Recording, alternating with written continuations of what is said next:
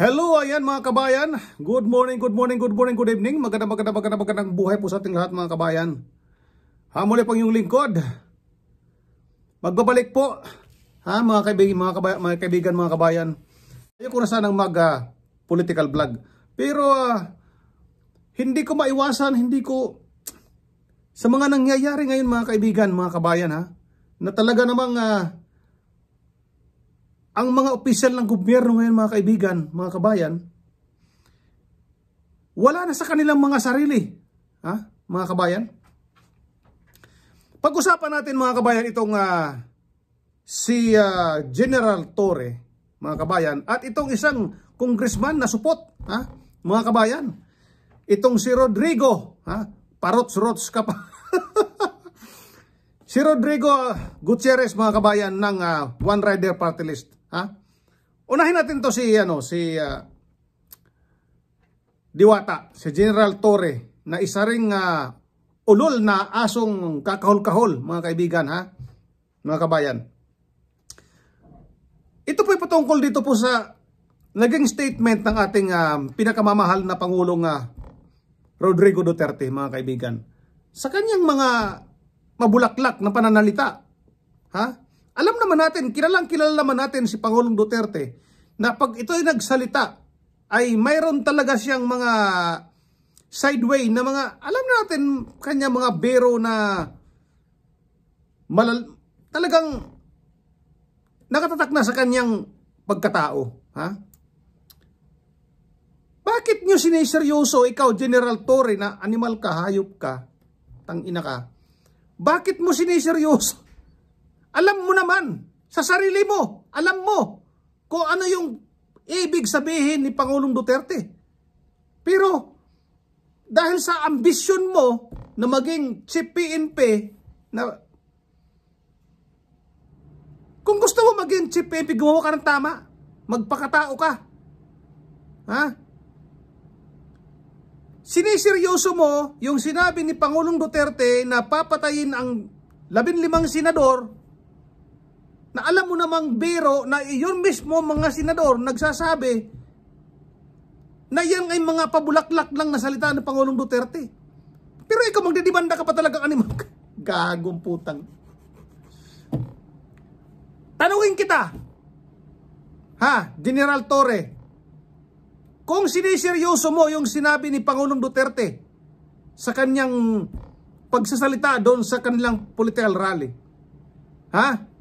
bakit hindi mo siniseryoso yung sinabi ni Pangulong Duterte na yung amo mong presidente ay bangag, nagko-cocaine? Bakit hindi mo seryosohin? Tangina ka. Kapag sangkot ang amo mo, hindi mo siniseryoso. Kapag ang salita ni Pangulong Duterte sa akala mo ay makakapuntos kang, nako, tangina ka. Bakit hindi mo imbestigahan yung sinabi ni Pangulong Duterte? Yung video na in-upload ni yung video na in-upload ni Maharlika na nag-cocaine yung amo mo. Bakit hindi mo pinaimbestigahan kung talagang ang ano mo ay matuwid na gobyerno? Bakit hindi mo imbestigahan yung sinabi ni Pangulong Duterte? Kung naniniwala ka sa sinasabi ni Pangulong Duterte na totoo, bakit hindi mo imbestigahan na yung amo mo ay nagko-cocaine? Ba't hindi mo pa imbestigahan? Tarantado. Alam ng lahat na yung salita na yun ni Pangulong Duterte ay pabiro. Sasabihin mo pa, sa bagong Pilipinas, hindi pwede ang ganyan. Tanginang bagong Pilipinas. Anong bagong Pilipinas? Sa putang ina kayo pinaggagawa nyo sa Pilipinas? Sa bagong Pilipinas, hindi pwedeng ganyan na pagsalita ka ngayon kaya bukasan, joke. Putang ina. Yung sinabi ni Pangulong Duterte na nagsasabo, nagko-cocaine yung amo mo, hindi yun joke. Bakit hindi mo imbestigahan? Kung talagang sa bayan ka. Kung talagang sa bagong Pilipinas ka. General Torre. Gago. Ang lakas ng loob mo. Dahil sa ambisyon mo na maging chief PNP. Alam ko ikaw ang papalit kay Marvel. Ikaw ang papalit. Anong gagawin mo? Ikaw ang taga-demanda sa mga, ikaw utusan ni Lisa Tanas. Utusan ka ni Tambaluslos. May mga pinag-aralan kayo. Nagdaan kayo sa mga matataas na institusyon. May mga pinag-aralan kayo tapos magpapagamit lang kayo sa mga ganyan. Anong klaseng mga opisyal kayo ng gobyerno? General ka pa man din. Pero utusan ka lang pala. General na utusan? Ano yun?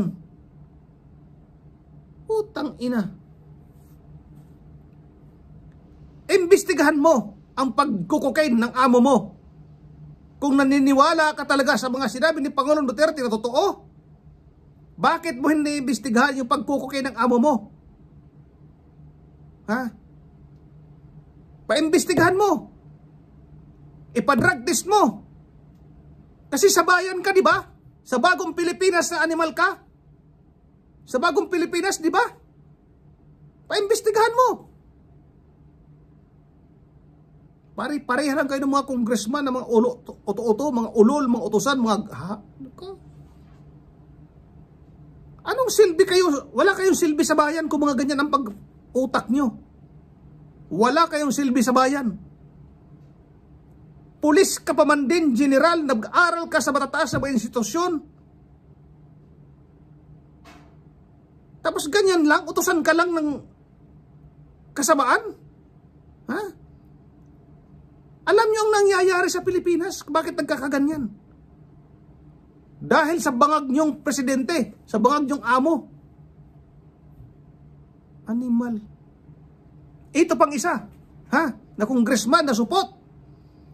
Kaya pala, kung sumipsip, kaya pala, bilyon pala.